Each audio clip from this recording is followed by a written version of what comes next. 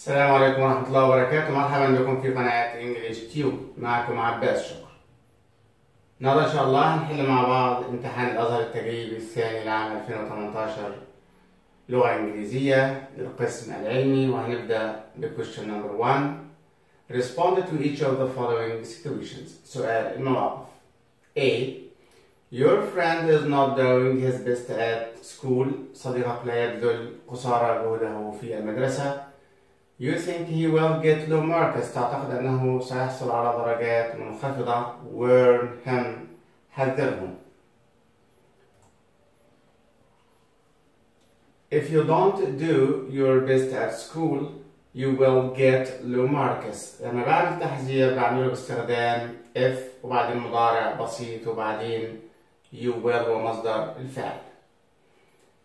ممكن استخدم طريقة تانية للتحذير وابدأ بفعل في المصدر ثم or وبعدين you will ومصدر الفعل. فنقول study hard. ذاكر بجد or وإلا you will get low marks وإلا ستحصل على درجات منخفضة. إذا عندي طريقتين لعمل التحذير: استخدام if ومضارع بسيط تصريف أول ثم you will والتحذير، أو استخدام فعل أمر في المصدر وبعدين or وبعدين you will والتحذير. B. Your father was very busy yesterday. You regret not helping him. والدك كان مشغول بالأمس. أنت تندم على عدم مساعدته. عشان أعبر عن الندم لما يقول لي you regret فأنا بستخدم I wish I had helped my father yesterday. أنا كنت أتمنى لو أني كنت ساعدت والدي بالأمس. وهنا للتعبير عن الندم بستخدم I wish وبعدين I وهاد وتصريف ثالث أو had not وتصريف ثالث. لو كان regret بعدها نقطة أنا بستخدم had من غير not. لو regret مفيش بعدها نقطة أنا هستخدم had not وبعدين تصريف ثالث. ده الطريقة الأولى. الطريقة الثانية إن أقول I regret وبعدين أكمل جملتي not helping وهشيلها وأحط مكانها my father yesterday. طبعا بيفضل استخدام طريقة I wish لأنه هو لما يحط سؤال زي ده بيبقى عايز يعرف مني نقطة في الجرامر، وهي معرفتي إن I wish I had وتصريف ثالث بتعبر عن الندم. Question number 2. A. Do you remember what happened? هل تتذكر ما حدث؟ B. No. I just remember waking up in the road. أنا فقط أتذكر أني استيقظت على الطريق. A. How do you feel now? كيف تشعر الآن؟ Not bad. لست بحالة سيئة. المكان هنا هو hospital، مستشفى، لأن في شخص بيسأل إيه اللي أنت فاكره؟ ماذا تتذكر؟ فبقول أنا متذكر لما استيقظت صحيت أفقت وأنا في الطريق. كيف تشعر الآن؟ لست بحالة سيئة. في المكان في المستشفى. اللي بيسأل هو إما دكتور وإما نيرس طبيب أو ممرضة، والشخص طبعا اللي بيرد speaker B هو patient مريض أو a person who has been injured in an accident أو شخص جرح في حادث. Question number 3. Choose the correct answer. Number 1. I expect. See you at the weekend. أنا أتوقع أني سوف أراك. كلمة expect مباشرة زي كلمة suppose، زي كلمة promise، زي كلمة hope، believe.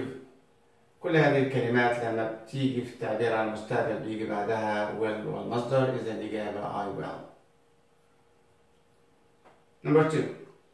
I get on well with all my. أنا متوافق مع أو منسجم مع كل at work but they are not close friends. لكنهم ليسوا أصدقاء مقربين. اللي معايا في العمل هم relatives أقارب، colleagues زملاء عمل، people ناس، workers عمال. طبعا زملائي في العمل هم colleagues. 3. accidents الحوادث. when the roads are busy عندما تكون الشوارع مزدحمة. cause يسبب، continue يستمر، take part يشارك، occur تحدث. الإجابة occur الحوادث تحدث. take part بمعنى يشارك ولا تناسب المعنى، continue يستمر أيضا لا تناسب المعنى، وcause لو كانت مبنية للمجهول كانت ممكن تكون مناسبة لكن الحوادث لا تسبب إنما تسبب. Number 4.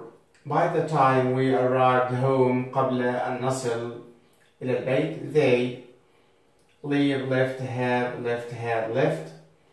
by the time بعدها ماضي بسيط وهو كلمة arrived تصريف تاني.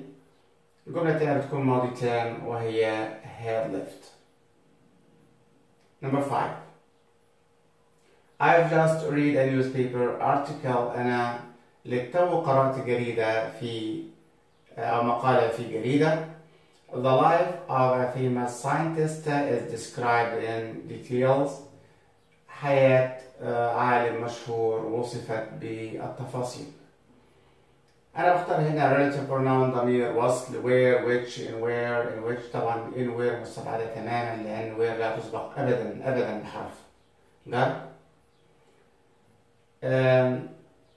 هنا الاختيار ما بين where which in which. طيب هنختار ايه هنا؟ بنكمل الجزء الثاني اللي هو بعد ضمير الوصل المطلوب وبنشوف يا ترى ايه المحذوف من الجملة اللي بعد ضمير الوصل المحذوف. The life of a famous scientist حياة عالم مشهور is described توصف in details بالتفاصيل in the article في الجريدة. إذا أنا محتاج إلى حرف جر وهو in ثم ضمير الوصل which. إذا الاختيار هو in which. Number 6. On passing your test عندما تجتاز اختبارك you will get a driving سوف تحصل على permission إذن license رخصة أو يرخص certificate شهادة paper جريدة. الاختيار هنا driving license وهو مصطلح بمعنى رخصة القيادة. المشكلة إن license المفروض بتكون منتهية CE عشان تكون اسم، أما SE فهي فعل. ده ربما يكون خطأ في السبيلنج، وإن كان مقصود إنه هي تكون SE فهي مش خطأ لأن license SE هي اسم أيضا لكن في الأمريكان إنجليش في الإنجليزي الأمريكي. في النهاية هي الإجابة الصحيحة driving license لأن بقية الإجابات لا تصلح. permission لا تصلح لأن permission اسم لا يعد ما ينفعش أبدا نسبقه بA. driving permission خطأ لأن permission اسم لا يعد لا يسبق بA. كلمة paper جديدة ليس لها علاقة بالموضوع. كلمة certificate هي شهادة علمية أو شهادة لإثبات شيء معين، لكن رخصة القيادة هي driving license. إما أو الأصح إنها تكون بالسي لكن وجودها بالاس كمان ليس خطأ. Number 7. Don't go at night it's dangerous. بعد go بيأتي الفعل في ing فالإجابة بتكون swimming. وأنا عندي هنا 2 swimming. swimming الأخيرة لم يضاعف فيها حرف الام. swimming اللي هي سي اللي اخترناها فيها دبل ام، واللي طبعا إحدى قواعد سبيلنج الهجاء إذا كان الفعل ينتهي بحرف ساكن قبله حرف متحرك قبله حرف ساكن ولا يوجد في الكلمة كلها إلا متحرك واحد وهو حرف الآي. عند إضافة ing بيحصل دبلينج أو تكرار للحرف الأخير وهو حرف الام، فالاختيار الصحيح هو swimming بإضافة ing. 8. I playing chess to playing football. احنا محتاجين إلى الفعل يأتي بعده verb ing. ده لا ينطبق على want لأن want بيأتي بعدها to المصدر فwant مستبعدة، لكن like prefer love كلها بيأتي بعدها فعل في ing. طب هنختار مين من الثلاثة؟ هنا في رابط هو كلمة to، و to لا تأتي رابط إلا مع prefer فالاختيار هو كلمة prefer. Number 9. 50 pounds 50 جنيه تكون مبلغ أو كمية صغيرة من المال nowadays هذه الأيام، وبالتالي أنا بتعامل مع مفرد لأن المبالغ المالية رغم أنها تنتهي بإس، والمسافات ودرجة الحرارة والمدة الزمنية ودرجة الاختبار كلها وهي منتهية بإس يأتي معها فاعل في صيغة المفرد. عشان كده هنختار ما بين is was، وعشان بنتكلم في المضارع nowadays فهنختار is. There is water everywhere. هناك مياه في كل مكان. They to turn off the shower and يغلقوا الدش. هنا أنا بختار ما بين اختيارات الاستنتاج، والاستنتاج بيدور ما بين 3 اختيارات: إما أكيد حصل وهي كلمة must، وإما مش ممكن يكون حصل وهي كلمة can't، وإما احتمال إنه يكون حصل أو لا وهي may أو might أو could. هنا لما يقول لي إن المياه منتشرة في كل مكان أو موجودة في كل مكان، يبقى أكيد نسوا يقفلوا الشاور، ولا مش ممكن يكونوا نسوا يقفلوا الشاور.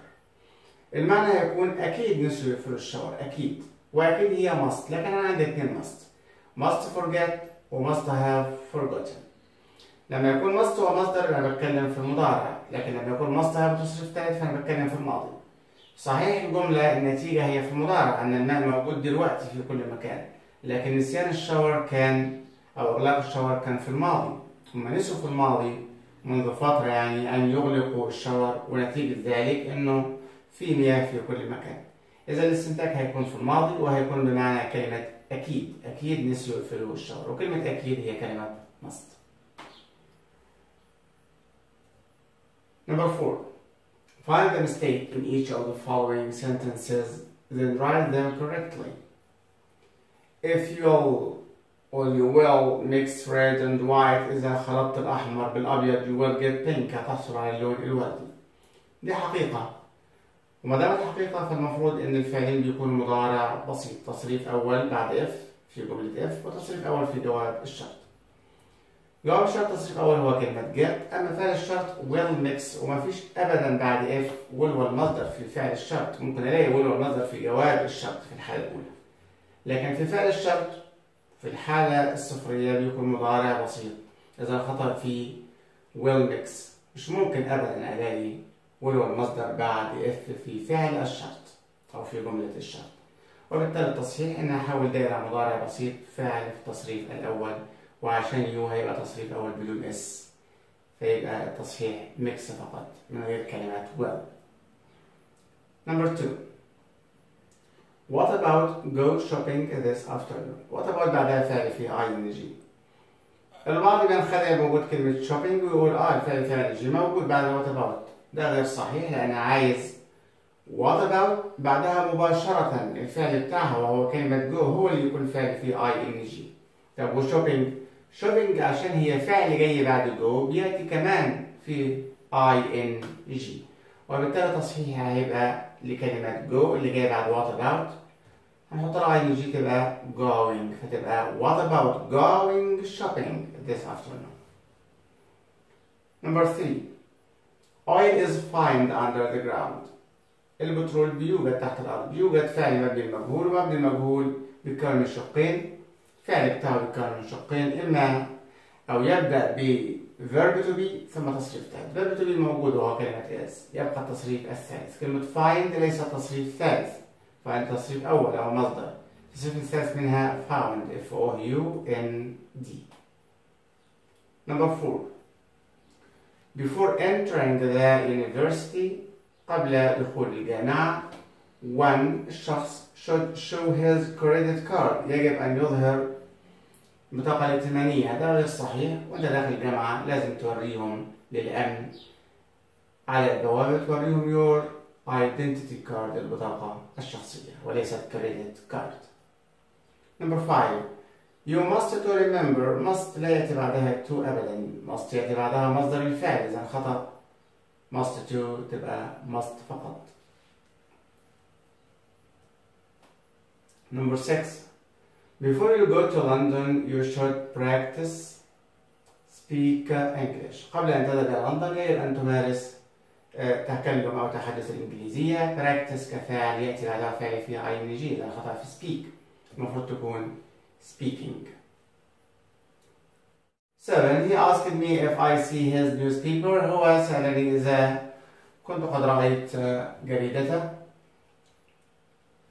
الكلام كلام غير مباشر، فعل يقول asked في الماضي، المفروض الجملة اللي بعد الرابط بتكون كمان واحدة من أزمنة الماضي. وهنا هو سألني إن كنت قد رأيت قبل أن يسألني. إذا كان السؤال في الماضي، إذا الرؤية كانت في الماضي التام، في زمن أقدم من هذا الزمن، وبالتالي سي هتبقى في الماضي التام had seen. طبعا الجملة دي موجودة بالتركيبة دي بالظبط في كتاب الورك بوك. 8. I've always enjoyed to listen to the Holy Quran. أنا دايما بستمتع بالاستماع إلى القرآن الكريم. كلمة enjoy لا يأتي بعدها to المصدر، إنما يأتي بعدها فعل في ING، إذن خطأ في to listen وتصحيحها listening. Number 9. صفاء is keen in playing computer games. صفاء مهتمة بلعب ألعاب الكمبيوتر. كين مهتم بيأتي بعدها حرف الجر on وليس in، الخطأ في in وتصحيحها on.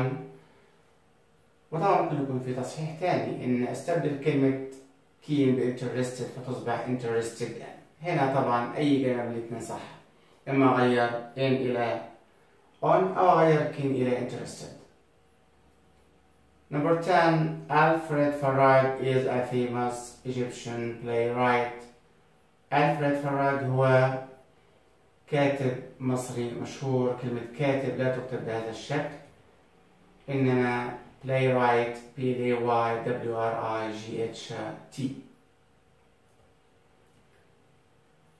Number 5. Read the following passage and then answer the questions. هنقرأ القطع، هنحاول نخمن معاني الكلمات الجديدة والغير معروفة، وهنبدأ ب question number 1.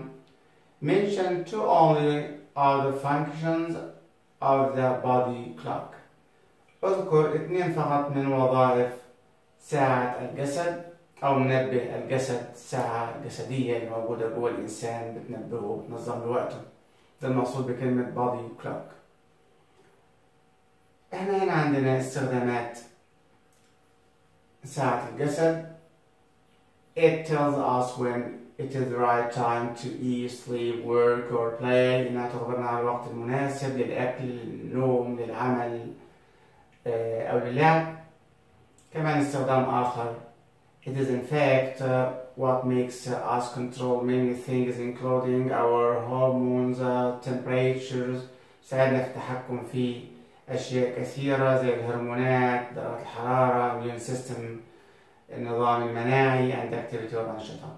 دول استخدامين من استخدامات أو وظائف ساعة الجسد، وبالتالي هنقلهم إما بالنص وإما ممكن يحصل تغيير بسيط. بدل ما أقول it is in fact what makes us control هنقول it makes us control ونكمل بقية الجملة. Question number 2. Which lifestyle does the writer prefer? أي أساليب الحياة التي يفضلها الكاتب؟ في القطعة أسلوبين من أساليب الحياة. A 24-hour society، ده موجود في السطر الثاني. مجتمع 24 ساعة عمل وحياة، الناس تقدر تبيع وتشتري وتعمل كل شيء في أي وقت ليلا أو نهارا من خلال الإنترنت. وأسلوب الحياة الثاني اللي هو الحياة المنظمة، اللي هي فيها ساعات للعمل وساعات للراحة وساعات للنوم، وده اللي بيسموه الروتين اليومي. وفي نهاية القطعة الكاتب بيقول accordingly، في آخر سطرين بيقول accordingly، طبقا لذلك أو بناء على ما سبق. We need to have a daily routine، نحتاج أن يكون لدينا روتين يومي. وبالتالي الإجابة the writer prefers that we have a daily routine. بيفضل الكاتب أن يكون لدينا روتين يومي. Question number 3. What does it in the third paragraph refer to? كلمة it اللي موجودة في الباراجراف أو في النص الثاني جنب أول سطر، واخدين تحته خط الأحمر كلمة it plays. it بتعود على a body clock أو the body clock. إذا الإجابة It refers to the body clock إلى ساعة الجسد أو منبه الجسد اللي بينظم حياة الجسم أو حياة الإنسان. Number 4 a 24-hour society مجتمع 24 ساعة means a society that works بيعني المجتمع الذي يعمل day and night ليلا ونهارا day only نهارا فقط night only ليلا فقط. طبعا في هنا خطأ في الاختيار الأخير المفروض يكون from 8 AM من الساعة 8 صباحا to 2 PM إلى الثانية بعد الظهر أو الثالثة بعد الظهر، لكن الاختيار هو day and night ليلا ونهارا لأنه بيتكلم عن مجتمع 24 ساعة بيعمل. Number 5 if you switch off إذا قفلت body clock ساعة الجسد أو منبه الجسد أو منظم الجسد، إيه اللي يحصل؟ You will miss the train هتفقد القطار. You will damage your health ستدمر صحتك. You won't attend the match مش هتحضر المباراة. You will be late for school ستكون متأخر أو سوف تتأخر عن المدرسة. طبعا الإجابة هنا you will damage your health ستدمر صحتك. Number 6 answer the following questions وده أسئلة القصة. A why was Rassendal afraid when he saw Antoine Dumoulin on the balcony؟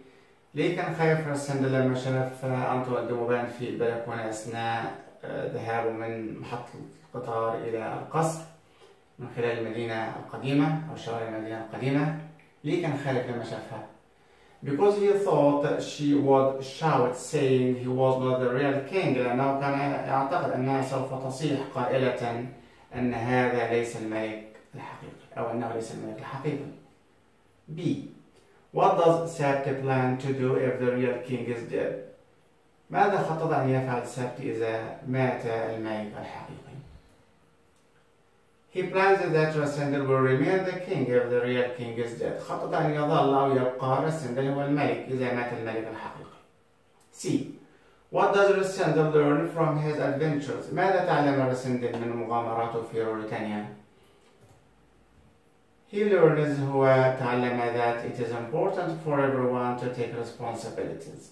تعلم أنه مهم لكل شخص أن يتحمل مسؤولية especially when a person has a position in society وخاصة إذا كان للشخص مكانة في المجتمع أو منصب في المجتمع. طبعا لازم أخد بالي إني برجع للسؤال، إذا كان السؤال في المضارع زي الأسئلة اللي عندي دي كلها أنا بجاوب بصيغة المضارع، وإذا كان في الماضي بجاوب بصيغة الماضي. عشان كده لما قال what does Rassendal learn قلنا he learns. ولما فوق قال why was Rassendal afraid قلنا because he thought. بنتكلم في الماضي لأن السؤال في صيغة الماضي. وفي الحالتين الطريقتين صح، قد يكون رواية القصة في الماضي وقد تكون رواية القصة في زمن المضارع البسيط. B. Read the following quotation then answer the questions.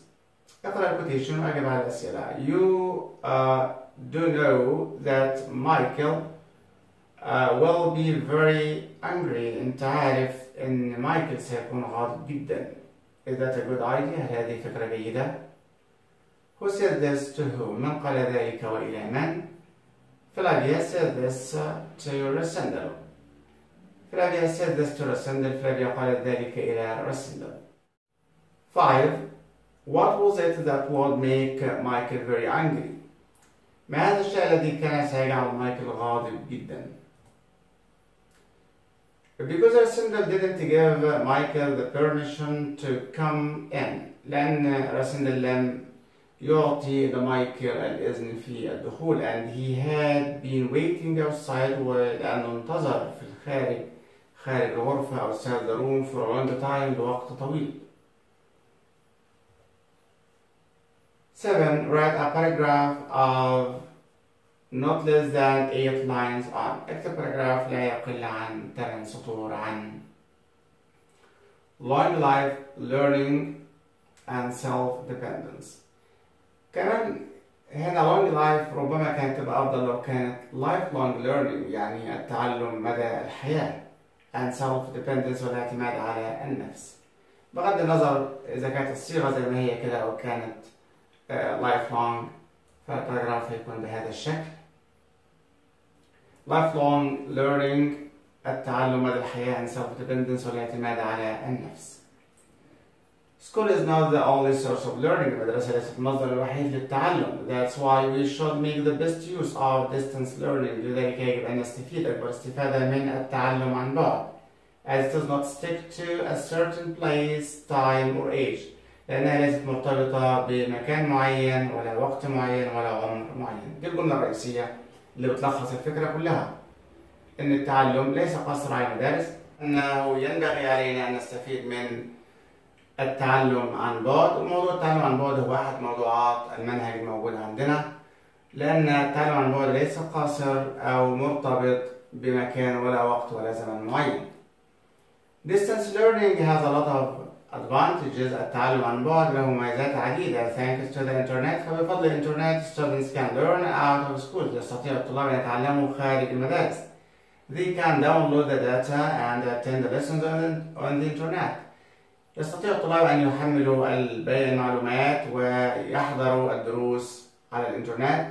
It helps you to study anywhere. إنه يساعدك أن تتعلم في أي مكان أو أن تدرس في أي مكان. You can study at home. تستطيع أن تدرس في المنزل or even at work أو حتى في العمل. You don't have to study at certain places. لست مضطرا للدراسة في أماكن معينة. You don't have to study at certain times too. ولست مضطرا أن تدرس في أوقات معينة. You can choose the suitable time for you to study. تستطيع أن تختار الوقت المناسب للدراسة. With distance learning, مع التعلم عن بعد, nobody is too old to study. لا أحد كبير على الدراسة or to learn أو يتعلم. You can study and learn at any age. تستطيع أن تتعلم وتدرس في أي سن. It also supports إن التعلم عن بعد أيضا يدعم ويؤيد self-dependence، الاعتماد على النفس and learning في التعلم. Finally, distance learning should be given more interest. أخيرا، التعلم عن بعد يجب أن يعطى المزيد من الاهتمام as it is another important source. لأنه مصدر آخر مهم of learning من مصادر التعلم as well as school بالإضافة إلى المدرسة. 8. Translate into Arabic. ترجم إلى اللغة العربية. Money is a double-edged weapon. المال سلاح ذو حدين. It's a blessing if it's well used in construction. إنه نعمة إذا استخدم جيدا أو بطريقة حسنة في البناء أو التشييد. It's a curse if it's badly used in destruction. لكنه لعنة إذا استخدم بطريقة سيئة في الدمار أو الهدم. It should be invested in projects that can employ thousands of our youth. فيجب أن يستثمر في المشاريع التي توظف ملايين من شبابنا. In this way, بهذه الطريقة, it can be used to solve the problem of unemployment. وبهذه الطريقة يمكنه أن يستخدم لحل مشكلة البطالة. بنلاحظ أنه ما بين كل فلسطوب واللي بعدها بنحاول نستخدم رابط وليكن الفاء أو الواو، وإن كان المعنى متناقض ما بتكونش فاء أو واو، لكن بنستخدم كلمة لكن زي ما قلنا لكنه لعنة. إذا مهم جدا أبقى عارف إن في اللغة الإنجليزية أنا بفصل بين الجملة والجملة فلسطوب، لكن في اللغة العربية أنا بحاول أجد رابط يربط كل جملة بالتانية. B. Translate into English. يجري العلماء المصريون الكثير من الأبحاث في مختلف المجالات للوصول إلى نتائج طيبة لخدمة البشرية. The Egyptian scientists العلماء المصريون do a lot of researches. يؤدون الكثير من الأبحاث in different fields في مجالات مختلفة for reaching or achieving good results لتحقيق أو لإنجاز أو للوصول إلى نتائج جيدة to serve humanity لخدمة البشرية. ده كان كل شيء في حل الامتحان الثاني من امتحانات الأزهر التجريبية لعام 2018 على القسم العلمي. إن شاء الله الفيديو القادم هو حل النموذج الأول من امتحانات الأزهر التجريبية للقسم الأدبي 2018. إذا عجبك الفيديو دوس لايك and subscribe.